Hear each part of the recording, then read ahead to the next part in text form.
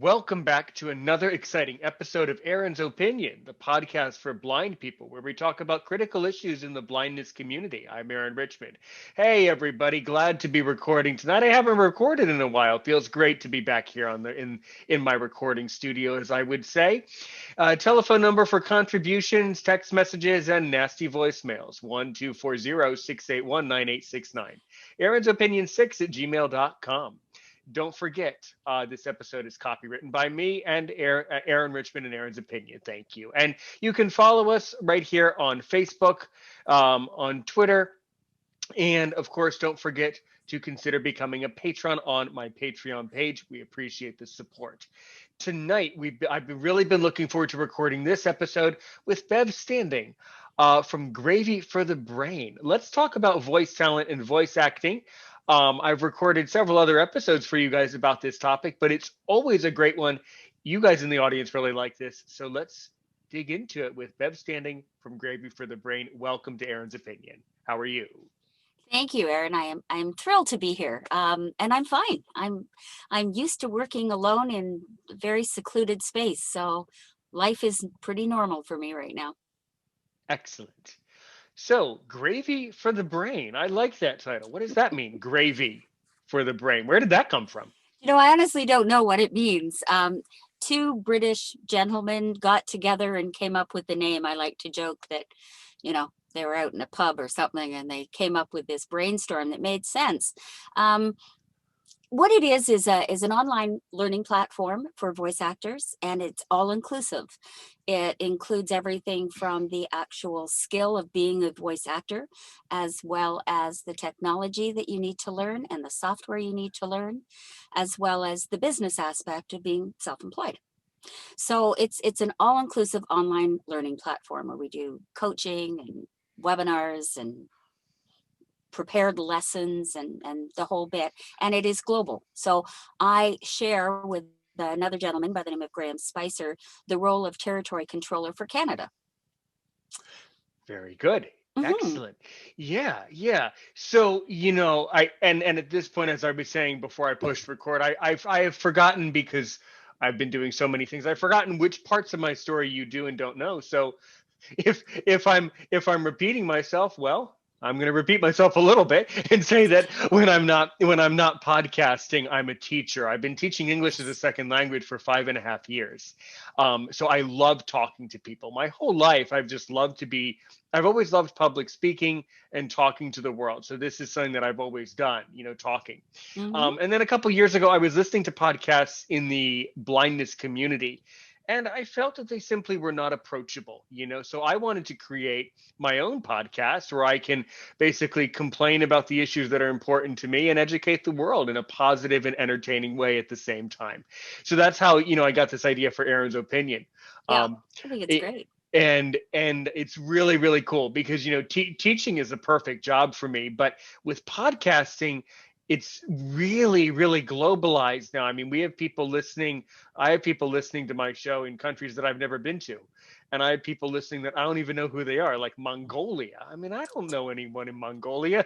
Who is that person? It's a really really fascinating it's a really fascinating art form of our generation Oh, today. it certainly is. And so, my next question for you is, so how did you get into acting yourself, and what is your kind of niche in voice acting? What types of things do you like to do?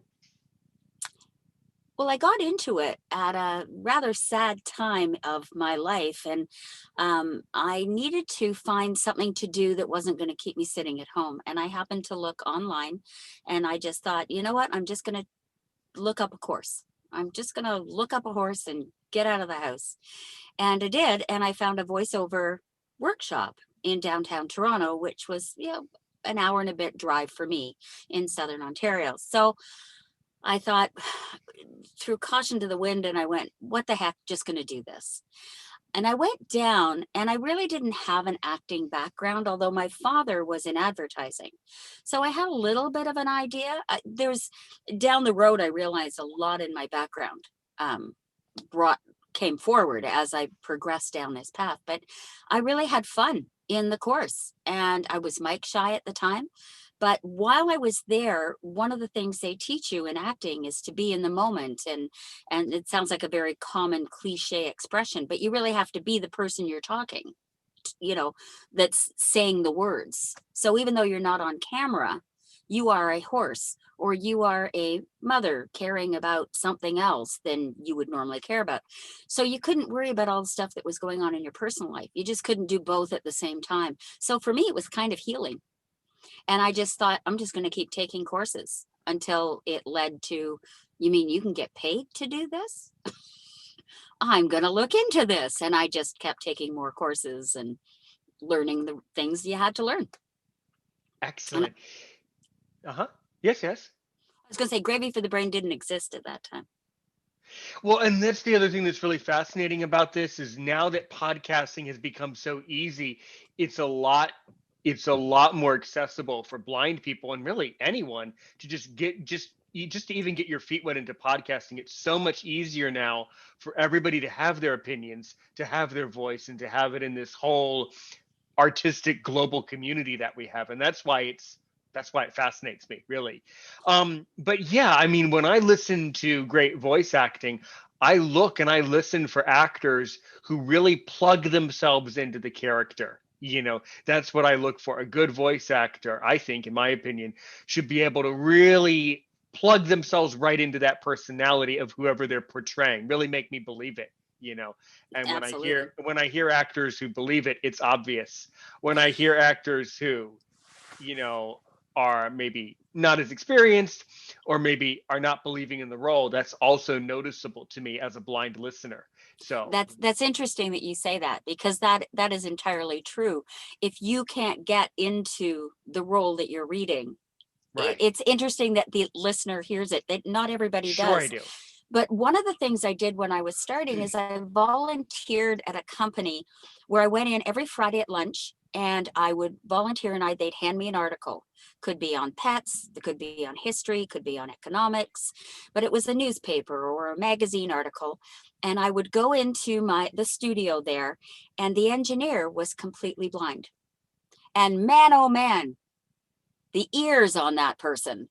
They heard every little click or mistake, or like they were so in tune to the sound, which is what we produce, that it was really, really interesting. So for you to say that, you can hear, we always say you can hear when somebody is smiling, and you absolutely can. Absolutely. And you don't Absolutely. realize it till someone tells you that.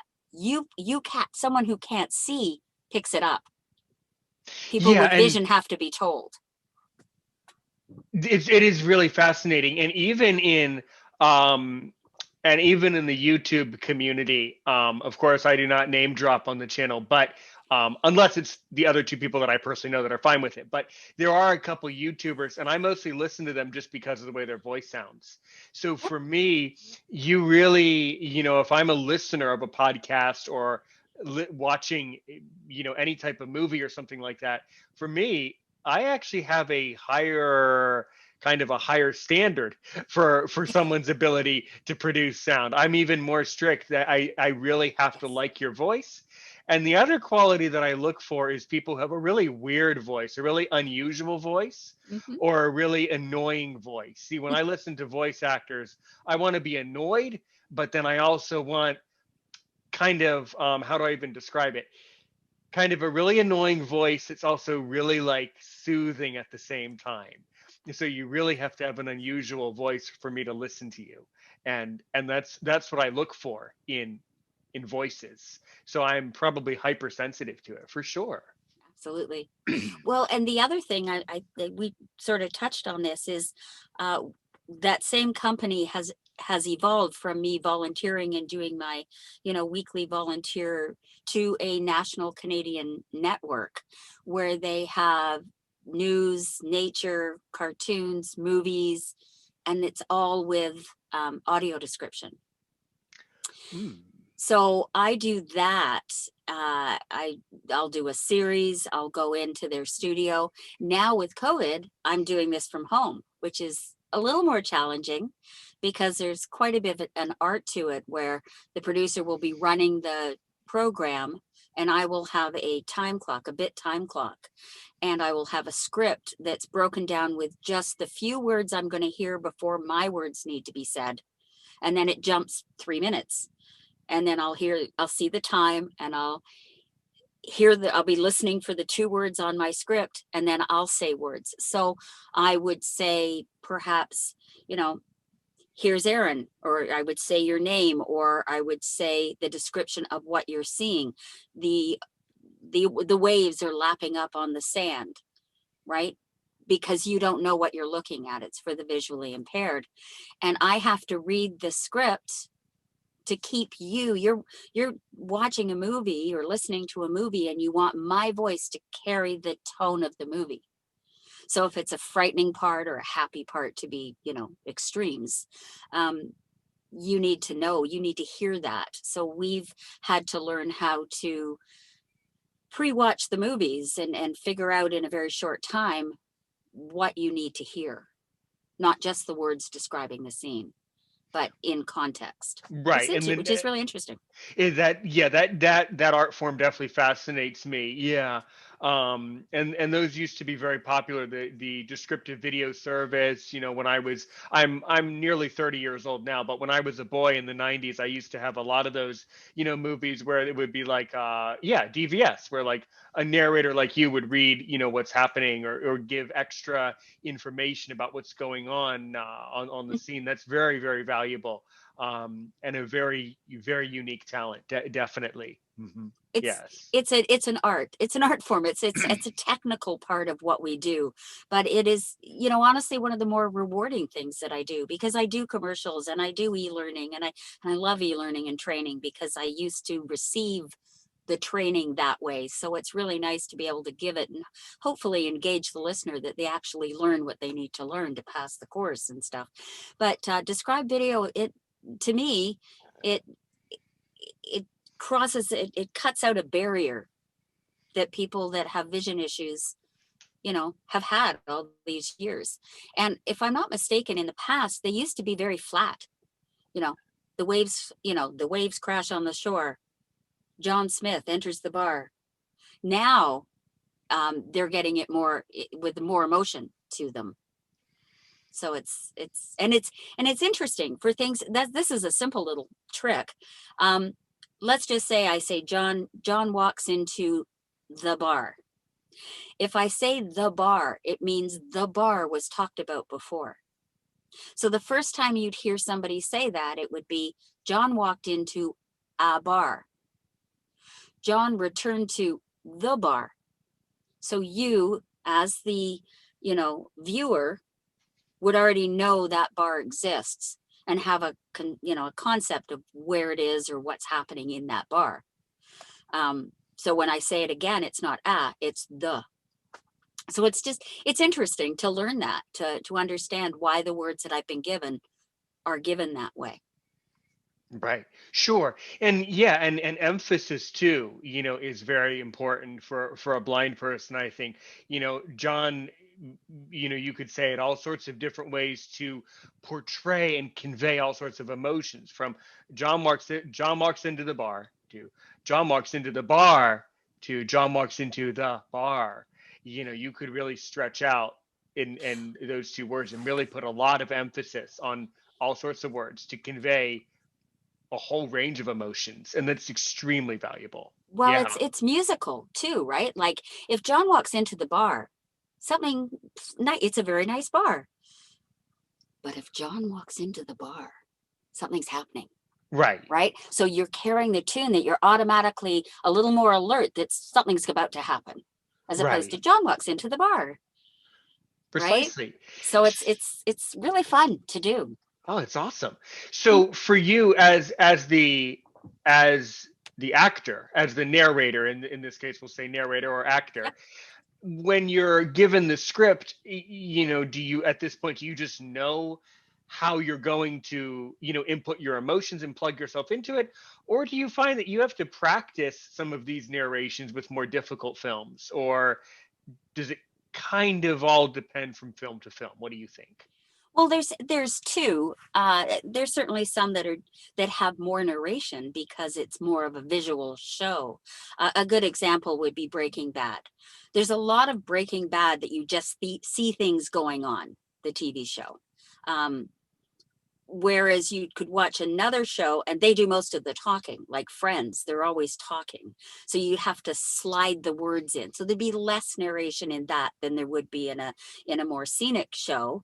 But no, we have to do our homework. We have to watch the show. We have to know how to pronounce names. We have to know the tone. Again, are you walking into a bar? Or are you walking into a bar? Right. Right. So we have to know that ahead of time. And again, our scripts don't say that. So we have to get, and then there's the other part of this, which, makes it even more complicated, is from the time the scene starts till the person speaks, I have to say, John walked into a bar. So did John walk into the bar or did John walked into the bar? Right? Like, how much time do I have before John speaks? You have to figure it out, I Right? guess. So Right. you have to watch it, you have to time it, you have to rehearse it, and then, yeah. And you're Mm. usually directed. There's usually a producer slash director listening and an engineer mostly. And again, they're listening for very different things. One is listening for accuracy and tonality. The engineer goes, that doesn't fit. I heard a noise. I heard a click. Do it again. You left out a word, that kind of thing. Because believe you me, you do, even if they're little short sentences. And I would notice, believe me, I would Yeah, you notice would. as a viewer. I would pick up on stuff like that. Hmm. And of course, I'm very kind about it because I understand as a teacher myself, as a podcaster, Yes. this is pretty tricky, and I do not say everything perfectly the first time. It's impossible. And the art of podcasting is that it's imperfect. The problem Yes. is the problem is though, is if you're being paid to describe a movie, a film for blind people, well, sorry, you got to get it right. You can't really have any error. There's no real room for error. Well, I think what it does is it takes you out of the movie. It takes the listener out of the movie, the Well, the viewer. If yeah, that it's like anything. Um, if you're not if it doesn't fit, you start thinking, oh, that didn't fit, and you're no longer listening or watching this movie, right, definitely, right? sure, So yeah. sure, So okay, I mean, there's always take two, or three, or four if you just stumble, but that's why you have an engineer and a director there to make right. sure while you're trying to do the acting part of it, somebody's there going, "Oops, can you just say that again? I didn't sound. It just sounded too rushed, or it sounded, slurred, or do it again." Right, Okay, sure, sure. yeah. And what was your most difficult film that you have successfully narrated? Like the most challenging project that you've worked on in films? Well, I think what was really fun was I did a series of different episodes, but there was one with the Beatles, and it was trying to pick up a mood. It was more of a docudrama, and it talked all about the Beatles and their path and their successes, and there was really no mood for me. It was always upbeat, and it was kind of like, how do I make this sound interesting without just sounding too factual? So that was a bit of a challenge for me, but it was Sure. fun. Yeah, yeah, that's true. But then there are some movies where it's just kind of a flat emotion where it's just kind of one emotion the whole time. So with those types of things, you can only go so far. Right. A funny thing, a very very humorous thing that illustrates it. A couple days ago, I had a student in my class, and he's starting, and French is my second language. That's a bit of a long story. I've been to France many times, but C'est he's bon. starting exactly, but he is starting to learn French. They gave him a pair. It's on WhatsApp, obviously, because when you have a pandemic, you learn Yes. French over WhatsApp, right? Okay, Yeah. obviously. So the teacher sends out a whole list of all these emotions that people have, and there's like this whole long list of all these emojis that he's trying to figure out.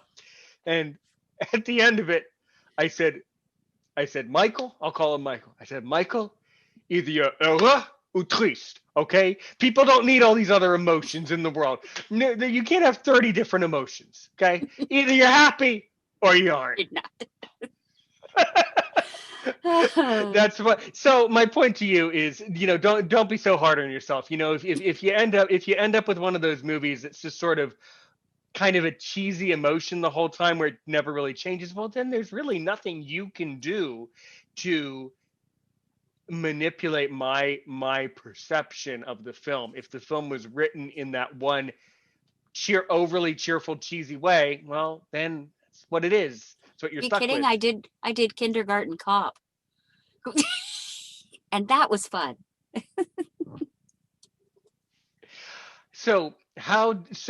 Outside of basically describing videos and movies, what other, if you would like to tell me, what other like acting have you done? What are some other interesting characters that you like to portray? And then what would be your dream character that you would want to portray, either on TV, in a movie, um, audio? What do you think? Well, everything I do would be audio. I've got the perfect face for radio, as they say. Um, but I've done some fun things over my span. I didn't get into this into my late 50s. So I was, very late getting started into this, but I think I fell into a time where digital just blossomed and was able to do, there's a lot of digital voiceover work with explainers and e-learning, and I'm the voice of a major bank, can't say which one, doesn't matter. But it's boring but everyday stuff. And then but I've also done a couple of video game trailers. I did a job singing as a 5-year-old for a doll commercial.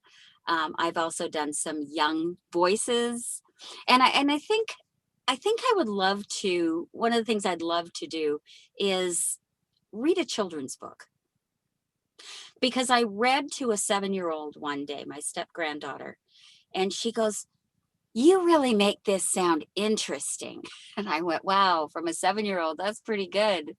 And I never really thought about it until I got into voice acting, and I thought, you know what, I wouldn't mind starting to do some children's books. I have a granddaughter that's really young, and I'm going to get back into reading books. Why not turn that into an extra genre for me? Hmm. Funny you mentioned the audiobook things because I really appreciate that.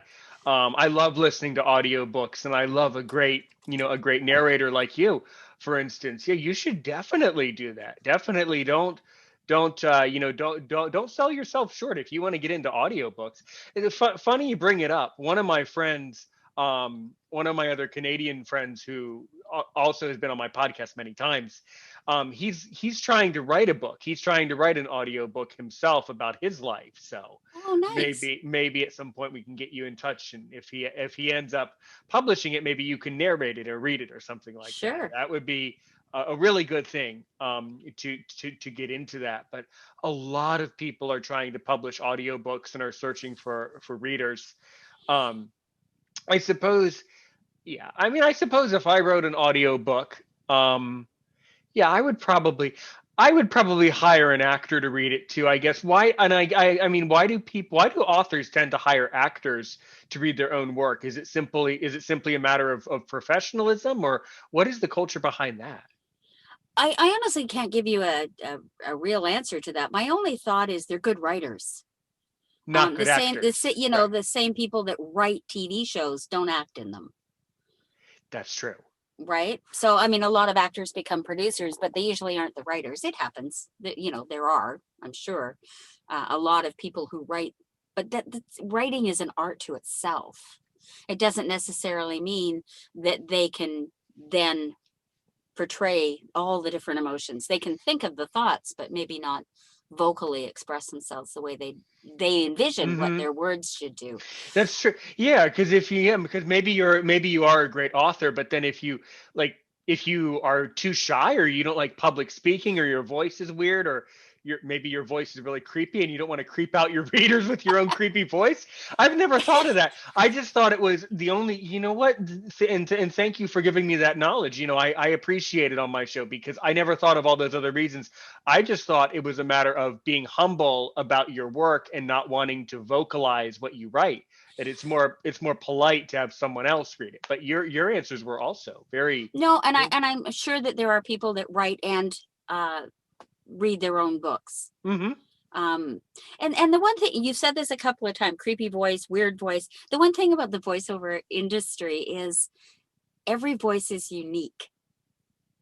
And even though there are some similarities in the tonality of someone's voice, everybody's experiences in life create the emotion that go with that sound.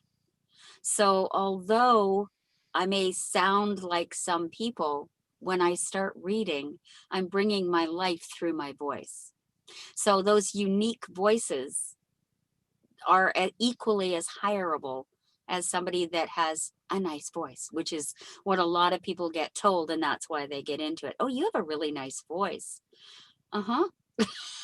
There's a lot more to it than that, Much more. So Much yeah, more. I mean, Yeah. it's like any career, it's not just how you sound, it's how you use your instrument, right? Sure. Oh, definitely. Okay. Well, great, great.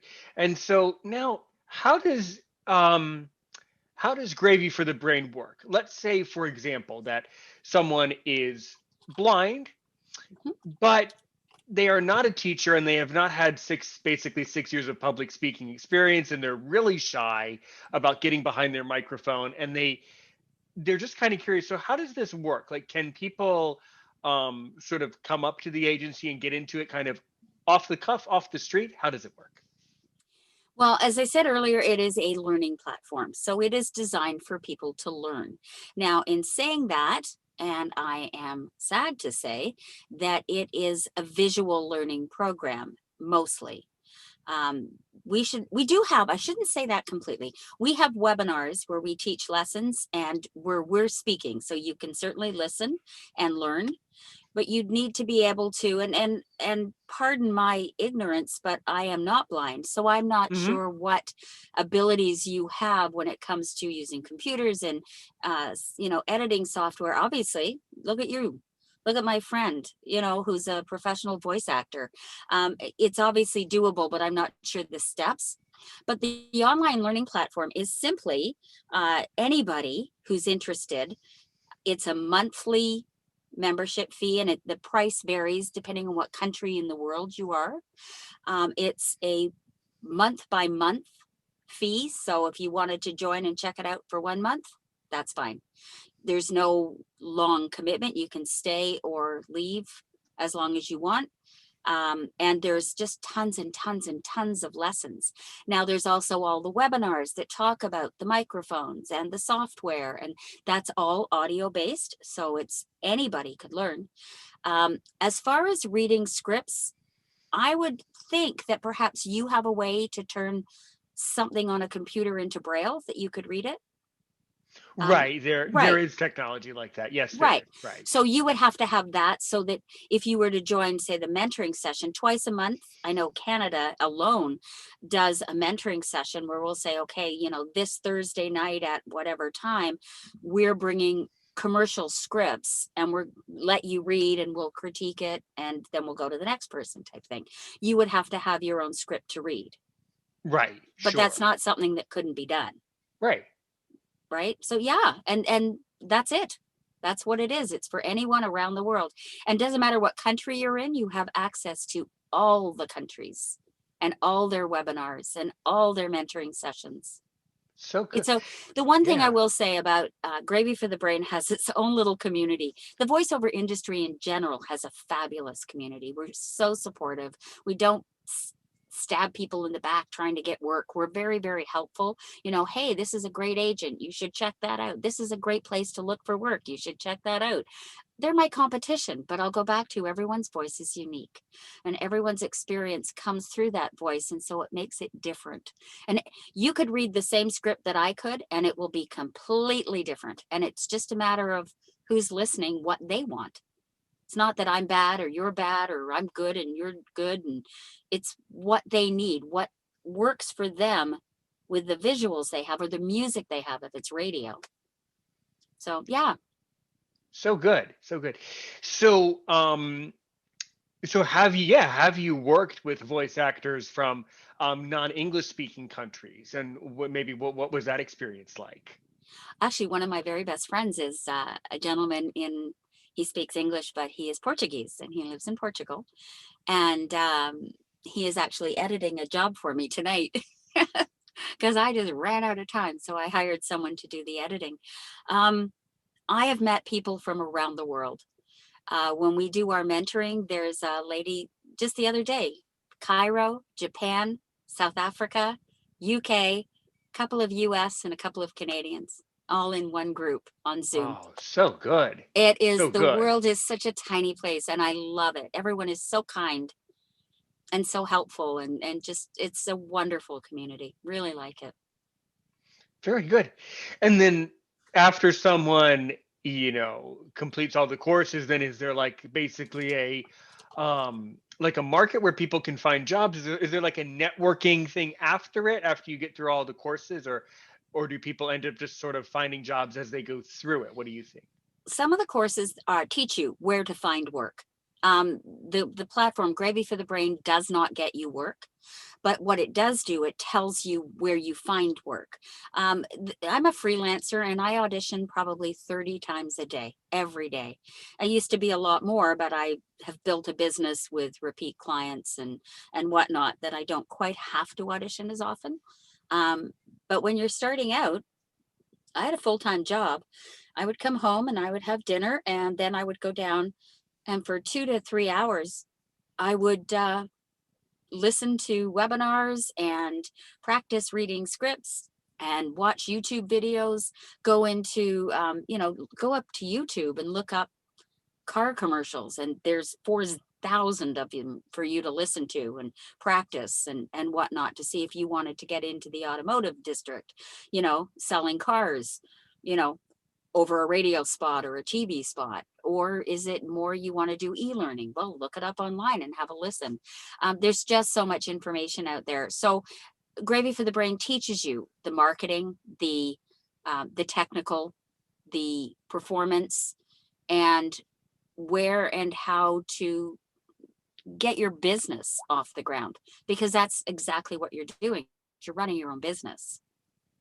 Sure, Right. So sure. part of that is, where do you find your work? How does a restaurant find its, a takeout restaurant find its clientele? You advertise, you put your name out there, you reach out to people, and it helps teach you all that stuff.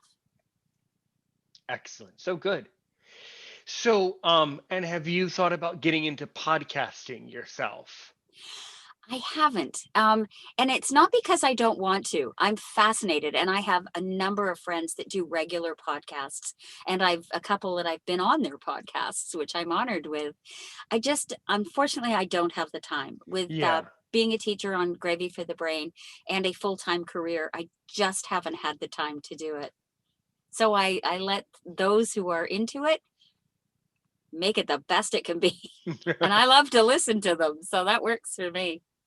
Oh, okay. Well, I completely understand. Yeah. Well, that's really good. So, but what do you really want to know about me? About me, Aaron Richmond, Aaron's opinion?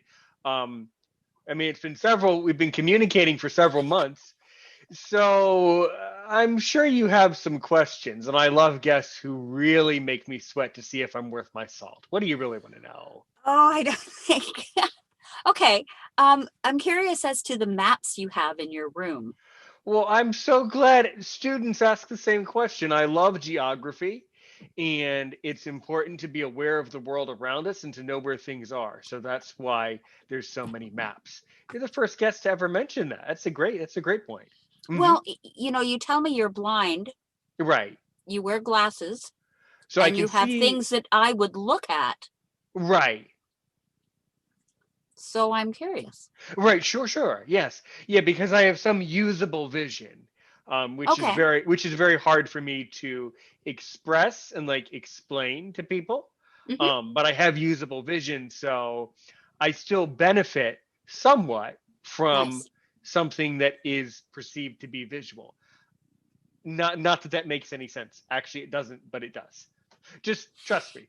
Well, That's well, how and that it works. does make sense because remember what I said when I went into the studios and worked with the engineers that were blind, a couple of them did wear glasses and they would look at a page about an inch from their face, Right. but be able to read what was in front of them. Okay, so then they have more vision than I, because my eyes can't do that. My vision isn't that good.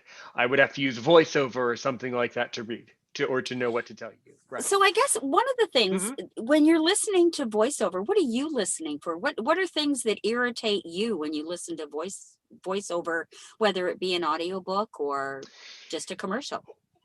Just a commercial. Yeah. Now that I've been hearing you talk a lot, I can definitely imagine in my mind's ear your voice on commercials. Um, yeah. Yeah, you definitely have a commercial voice. I do. Yeah, you definitely do.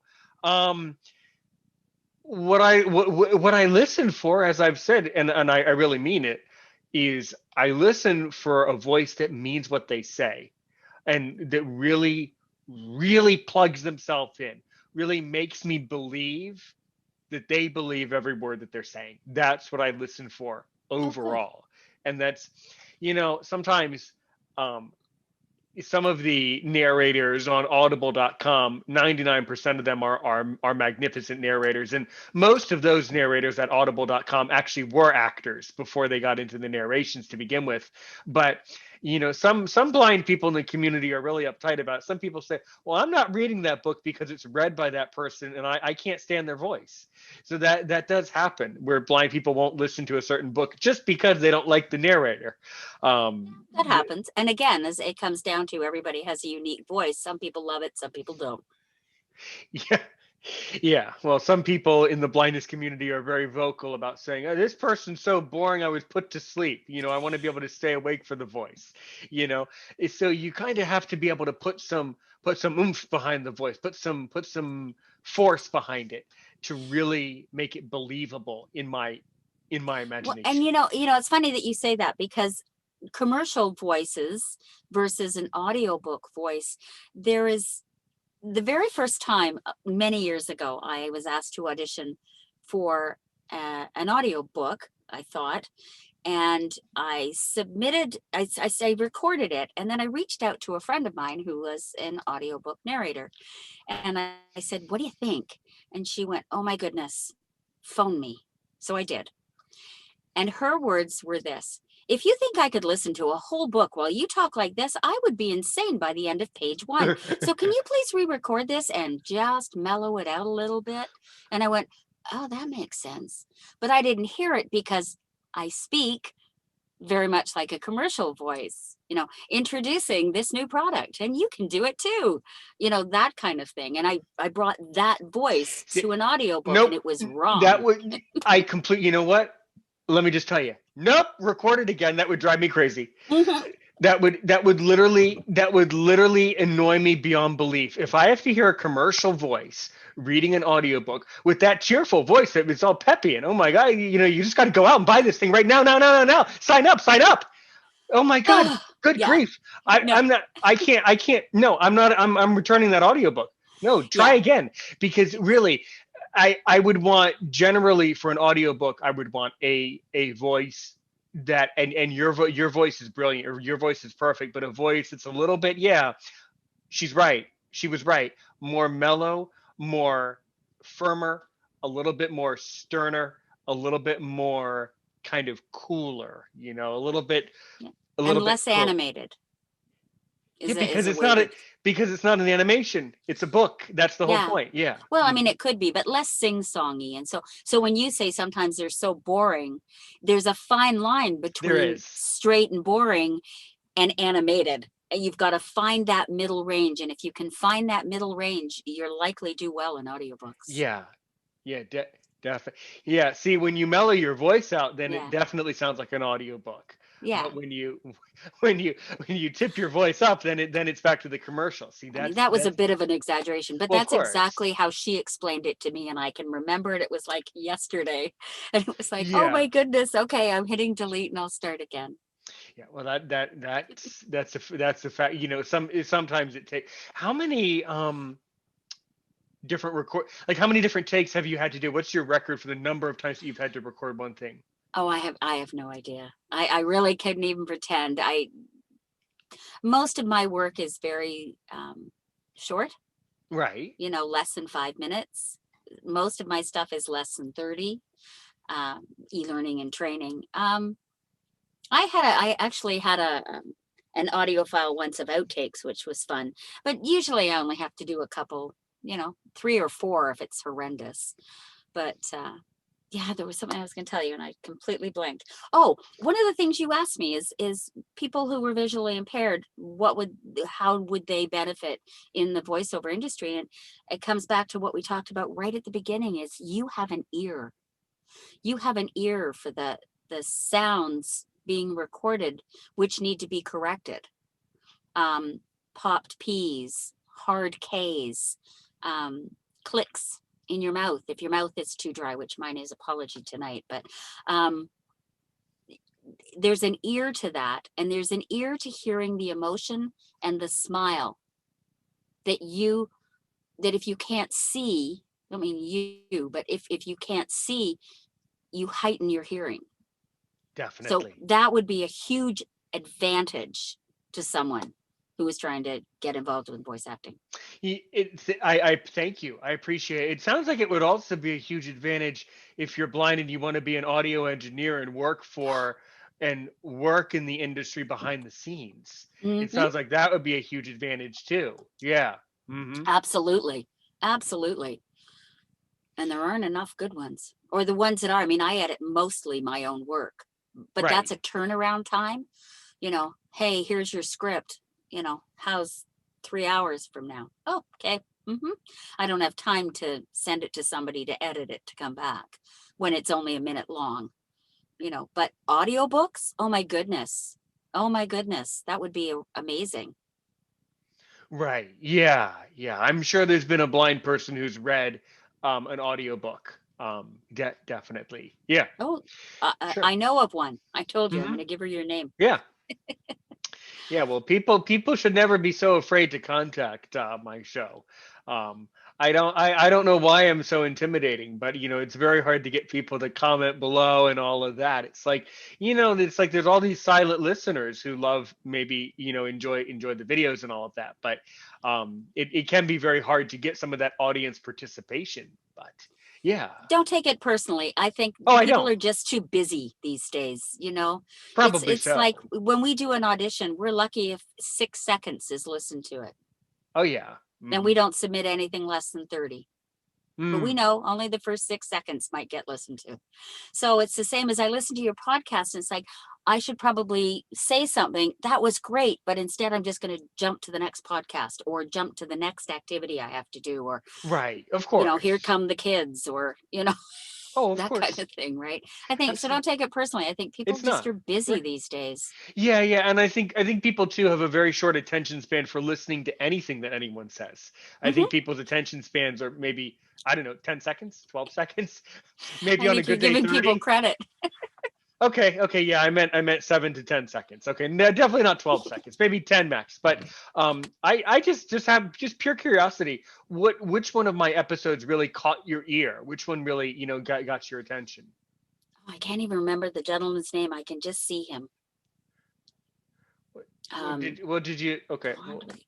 That's fine. No worries. Yeah, I'd have to. I Did have. you? You know what? I have a. I can't. I could meet somebody today and not tell you what their name is an hour later. Oh, me So too. I'm so bad that way. Me People too. say to here's an example. People say to me, "So what did you record today?" And I go, "I have I have no no idea, idea. no idea," because I'm in the moment and then I'm gone Right. again. It's like, oh yeah, I heard that. Don't remember the name.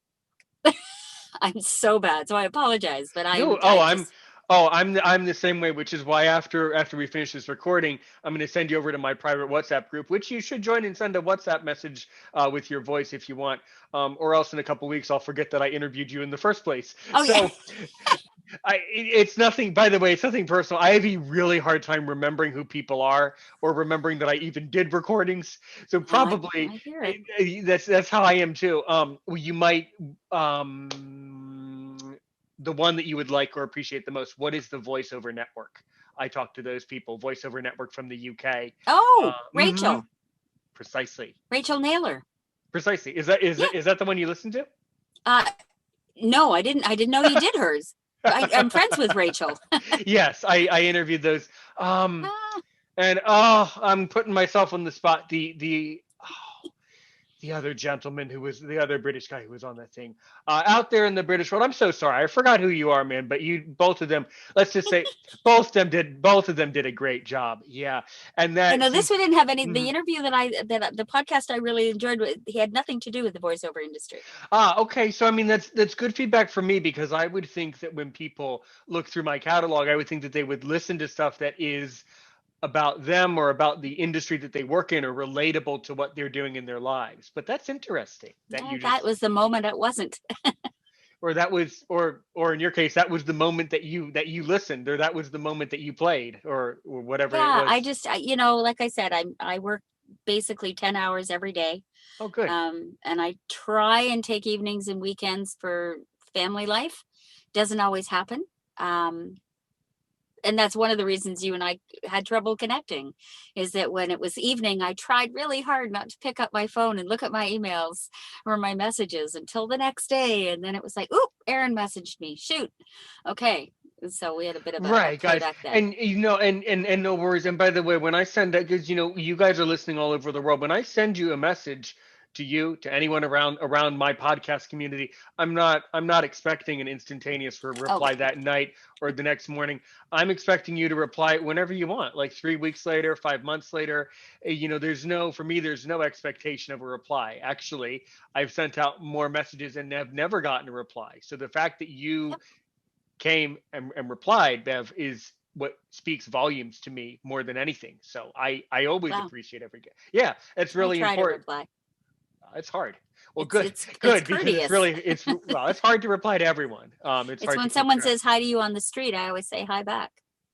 It's just kind. Yeah, How long have you been an ESL teacher?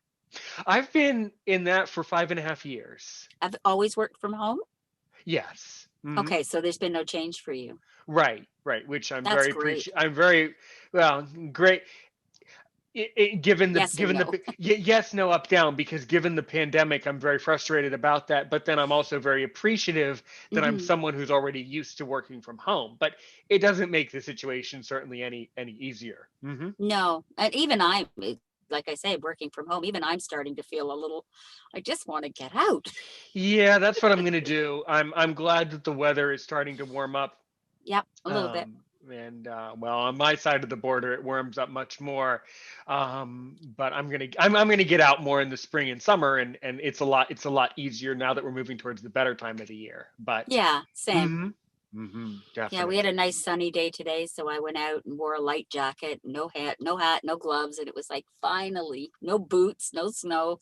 It's like, yes, this is spring. Not quite. It'll come back one more time, I'm sure, but it was hmm nice to get out. And I've used this whole pandemic to completely isolate myself. Like, yes, I'm in the booth and I'm on Zoom and it's just like after a while, I think you even have to just say enough, turning it off for the day. So I'm trying to do sure. that on weekends and stuff when I Oh, can. absolutely. Yeah, no, Yeah. you have, no, you have to do that. And I think for me, the silver lining to the pandemic would be that the podcast world has just exploded It at this. has. It It's just absolutely has. And I think it's great because there's a lot of people like yourself that have, you call it Aaron's opinion, but your opinions are valid and they're based on um, life experiences. And how am I going to learn what the rest of the world has to offer if I don't lend my ears instead oh, of just sure, my voice? So sure, sure. I'm appreciative of it. Well, that's so good. That's so good.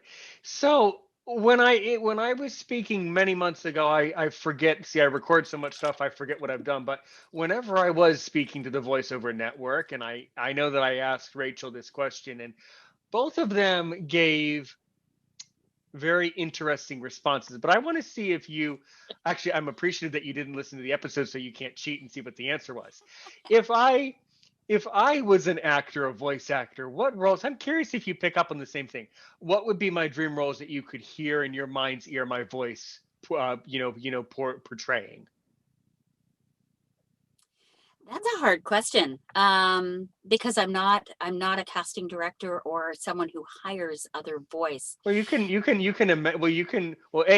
to me and tell me that you are a director, or you can imagine that someday you will be a director. So you got to really think on your feet here. It's an action-packed episode. Well, the one thing I like your honesty. I like your articulation is very good. You speak well. Um, I think you'd have fun with animation, or I won't say video games where people are killing each other all the time, but something a little more animated. I think you'd have a lot of fun with that as a Really? character role. Yeah, I do. Thank you so much. Now, do you want to know? Now, do you want to know what the voiceover network said? What Yeah, characters what did they? they say? Okay, they said that I could either be the devil, be like the villain, an evil villain, or a hero, a godlike character. Oh, there you go. Yeah, yeah. Um, but video games, who knows? Like a Well, video when game I say character. video Yeah. games, or I'm thinking of things like I don't play video games. I'm sad to say. So, I'm even thinking like animated TV shows like The Simpsons and Oh yeah. cartoons and stuff Oh yeah. where you just be such a fun person in the show. I really do. I think you'd be that fun kid. You know. I agree. It's so inspirational. It's really sweet. So inspirational of you. Everybody tells me that I should get into that. Yeah, boy, that would be amazing for me to interview that cast of The Simpsons. I've never had that honor, but I would love to interview some of those people. There's some they are some characters on that show. Well, If never I say was never. You never know. if I was, but see, the interesting thing though is if I was on the show, I would never want to alter my voice and create a new voice. I would want to be me. I would be the, or yeah, what do you think about that? Do you think people have true success when they are able to invent a new voice, or do you think it's really cool when you just use your own beautiful voice? I think there are a lot of people that, especially in children's shows, I'll say that use their own beautiful voice. They may have more character behind it than just their Hmm. voice because it's an animation, so a little more extremes here and there, but there's nothing wrong with just being your voice. There's a reason Bart Simpson isn't a young boy in real life, Right, she's because that not. young boy's voice would change. So they've hired somebody whose voice won't change and can be Bart Simpson forever. um, there's things like that. So you could be some teenage kid that just had your voice. It doesn't have to Yeah. be it doesn't have to be different. One of the things about voice acting is the physicality that goes along with your voice. So especially in animation, when you're creating characters, you don't necessarily have to alter your voice, but you might alter your physical, um, not being, but the placement. So if it was somebody that maybe had buck teeth, so I'm not really changing my voice, but I am, because I'm now putting my front teeth out forward. So I'm sounding a little different, right? Or um, I have my right ear stuck to my shoulder because I have some hunchback thing. So now my voice is changing a little bit too. So I'm not really changing my voice, I'm just changing my positioning. And you can hear the voice change when you do that. So you can create animated characters by just changing your physicality ever so slightly, and that becomes the new Changing your, character. sure, kind of altering your delivery of the voice that you have, in other The way words. the way the sounds come out the vocal cords. Yep. Right, definitely. Yeah. Yeah.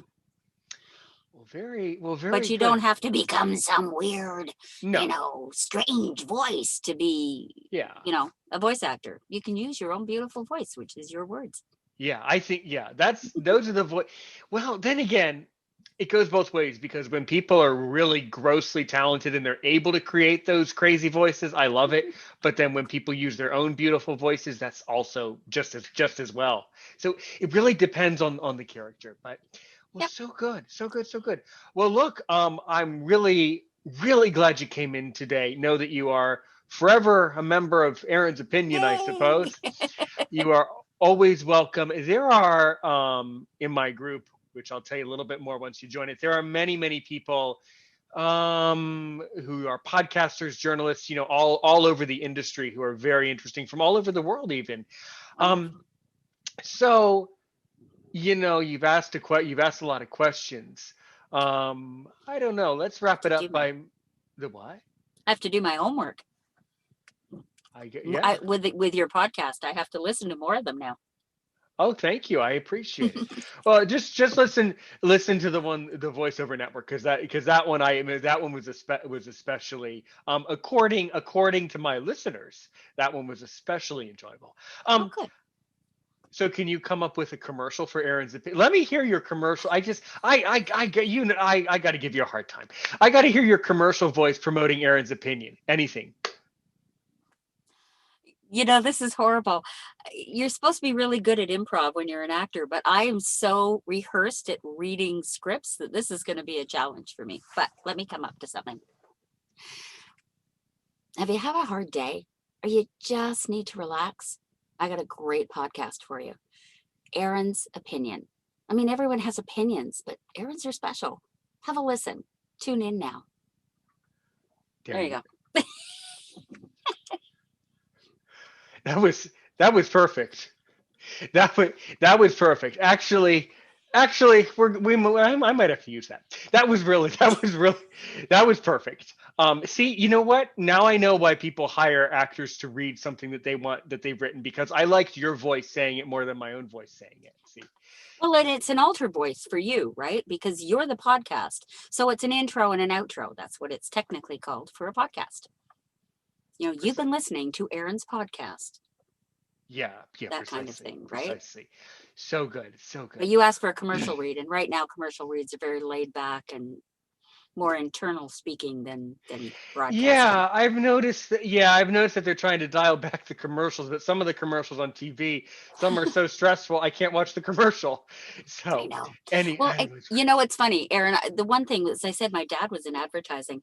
The one thing I noticed with COVID is I have never seen the industry flip that quickly from the way commercials were read to the way they became. It was like someone just turned a dial from right to left, and all the commercials turned into, in this, I can't even think of the words now. I've said it 100 times. In these terrible times, we're so concerned. We all care. And then it went to fairly quickly, but not quite as quick did that dial turn to, there's hope. We're going to help you. We're here for you. So it went, we're here for you, to we're here for you. And now it's, we're here for you. So it's changing again, a little more optimism, a little more upbeat, a little more, but still very, very quiet and internal. tranquil. Yeah, Yeah, that's a good yeah. word. Yeah. Ominous and tranquil at the same Yep. time. So it's interesting to listen. And I mean, if you ever really wanted to do it, you could go into YouTube and look up commercials 2010, commercials 2015, commercials 2020, and then 2019, and then listen to 2020 and go, whoa, what a difference. I mean, back in the day, pre you being born, it was like, you know, we have a stove and it's good for everything. And now it's like, we have a stove. It's good for everything. It's like, I don't know. It's really interesting. It's an interesting um, phenomenon that's happening with this world that we're living in right now. Definitely. If someone has questions for you, if they want to get in touch with you, how would they go about doing that? Please give yourself a plug if you want. I would love to. If you have any questions about graving for the brain, go to gravyforthebrain.com. There's lots of free webinars and free information there for you. You can email me there at bev_standing@gravyforthebrain.com, and go to my website, bevstanding.com. Check out some of the work I've done. Excellent. Well, so good. So good. Well, you've been listening to Aaron's Opinion, the podcast for blind people where we talked about critical issues in the blindness community. Tonight, voiceover art, everything from gravy for the brain. You've done a great job. As I said, 1240-681-9869, Aaron's Opinion 6@gmail.com. Comment below. Follow on Facebook, Twitter. Even consider becoming a patron on my Patreon page. and like and share and all of that. And Bev, I wish you the very best of health. I wish the world the very best of health as well. And of course, keep podcasting, everybody. Stay safe out there. And as we say on this show, and oh, wait, I can still put you on the spot. Did you listen to how I end a podcast? No. If I did, I don't remember. Well, good. That's fine because I'll tell you right here. Thanks so much, everybody. Help one person today. Help a million people tomorrow.